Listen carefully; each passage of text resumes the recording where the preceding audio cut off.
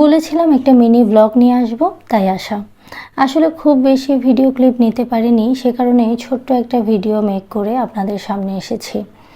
আজকে আমার একটা বিশেষ দিন এবং আনন্দের দিন বলা যেতে পারে, কারণ দীর্ঘ অপেক্ষার পর আজকে আমি ফেসবুক থেকে ফার্স্ট ইনকামটা পাচ্ছি। তো এটা নিয়েই আমার বেশ আবেগ অনুভূতি জড়িয়ে আছে। তো সেটাই আমি শেয়ার করব আপনাদের সাথে। আর যেহেতু ভিডিওটা খুব বেশি বড় হবে না, তাই আমি সংক্ষেপে আমার প্রয়োজনীয় কিছু কথা বলবো আর কি। আমি আমার বড় মেয়েকে নিয়ে ব্যাংকে চলে যাচ্ছি। কালকেই ব্যাংকে টাকা ঢুকেছে, তো আমি আজকেই চলে যাচ্ছি। আসলে যে কথাগুলো বলতে যাচ্ছি এগুলো কোথা থেকে শুরু করব।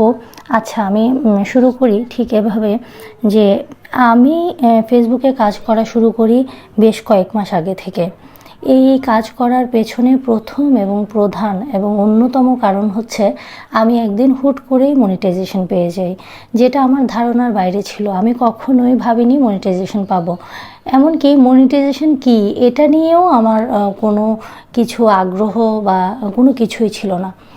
তারপরে মনিটাইজেশন পাওয়ার পর থেকেই আমার কাজ করা শুরু। আসলে এক্ষেত্রে আমি আপনাকে বলবো, আপনি যদি কোনো একটা গিফট পান, তাহলে আপনি চাইবেন সেটাকে যত্ন করে যেভাবে রাখার প্রয়োজন সেভাবে করে রাখতে, তাই না? কেউ যদি এসে আপনাকে বলে আপনি গিফটটা ফেলে দেন, তাহলে আপনি কি ফেলে দেবেন সেটা? আপনি আগেই আপনার মনে একটা খটকা আসবে, কেন এই লোকটা আমাকে ফেলে দিতে বলছে কেন? উনার সম্পর্কে আপনি উনাকে বিচার করতে যাবেন, মানে এই লোকটা কি বুঝে বলছেন। তো এক্ষেত্রে আমি বলবো আমিও আমার কাজটা বলা যায় বাধ্য হয়ে করছি। তাই এখন আর বলবেন না নিশ্চয়ই কেন বাধ্য হয়ে করতে হবে কেন। ওই যে বললাম, আমি একটা অপরচুনিটি পেয়েছি, আমি একটা গিফট পেয়েছি, সেটা কিভাবে রাখা প্রয়োজন, কিভাবে রাখতে হবে সেই চেষ্টাটাই আমি করছি। আবার অনেকে বলতে পারেন যে প্রতিদিন ছবি পোস্ট করা, টেক্সট পোস্ট করা, ভিডিও মেক করা এগুলো খুব বোরিং লাগে। তাদেরকে বলবো, ভাই আপনার যদি বোরিং লাগে আপনি জাস্ট ইগনোর করে চলে যান বা আনফলো করে দেন। এটা 1000বার বলেছি। তো আপনি চলে যেতে পারবেন, কিন্তু আমি যেতে পারবো না, যেহেতু আমার এটা কাজ, আমাকে করতে হবে। আর ফেসবুক কাজটা দিয়েছে এভাবে, তো সে যেভাবে বলছে আমি ঠিক সেভাবেই করছি। হ্যাঁ, আমার কাজ আমি করছি। তো এটা যদি আপনার ভালো না লাগে আপনি চলে যাবেন। এটা একদম খুবই সিম্পল একটা কথা। তারপর আবার এদের মধ্য থেকেই অনেকে হয়তো বলবে, যদিও আমাকে সরাসরি কেউ বলেনি, এতটা সাহস, মানে বাজে সাহস কিংবা বোকা সাহস মানুষের থাকবেই বা কেন যে সরাসরি এসে একজনকে বলবে।